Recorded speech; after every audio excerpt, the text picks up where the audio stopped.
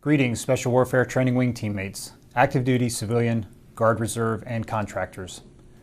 Let me start by thanking each and every one of you for the contributions and sacrifices that you and your families make every day to serve your units, this wing, the Air Force, and the nation. The Department of Defense and our Air Force remain focused on building a more lethal, ready, and resilient force to compete, deter, and win against our adversaries. And this wing's role, your role in this effort is important and clear to build the human foundation of the Air Force's special warfare capability. However, as the Chief of Staff of the Air Force, General Goad recently stressed in a memo to all commanders, there is an adversary killing more airmen today than any enemy we fight on the battlefield. That adversary is suicide. Suicide has been the leading cause of death among our airmen for the last 5 years. This year alone, we have lost 78 total force airmen to suspected suicide, 27 more than this time last year.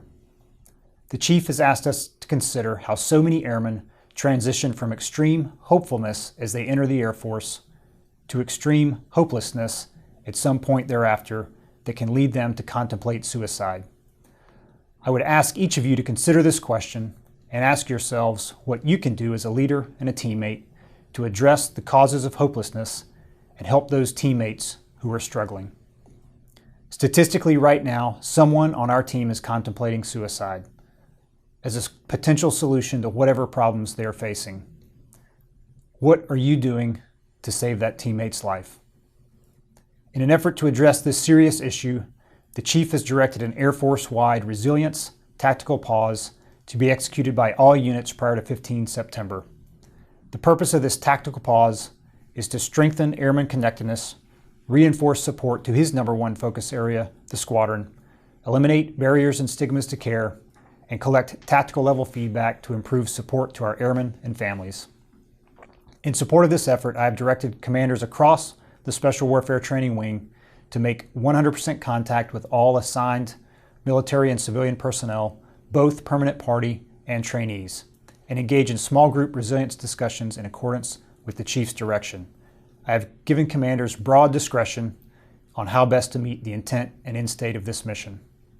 Keep in mind, this is not just about suicide. We have many teammates who are not a suicide risk, but who are still struggling in some way and need our help. This effort is about fostering resilience more broadly, which begins with leadership, personal connection, and trust. My expectation is that leaders create a climate that fosters personal discussion and connectedness, generates feedback, encourages help-seeking, and ultimately promotes readiness and resilience across the force. We must normalize help-seeking as a strength, not a weakness. We have amazing resources across our units in our Air Force to help those who are struggling, whether it be with relationship issues, loss, addiction, post-traumatic stress, financial hardship, or some other of life's many challenges. But we must connect those resources with the individuals in need by removing barriers to care and encouraging help-seeking. This starts with leadership at the lowest level, the team level, knowing your people, understanding the challenges they face, and helping them get assistance when necessary. Finally, the intent here is not a one-time event. This is about institutionalizing and normalizing daily face-to-face interaction and accountability at the team level. Many of you do this already. Continue. For those who don't, figure out what works best for your team given its composition and mission, and get started. Again, thanks for your service to this great nation, the Air Force, and the Special Warfare Training Wing. We have an important job to do, and we need every member of the team to get it done. Take care of one another as we continue the mission.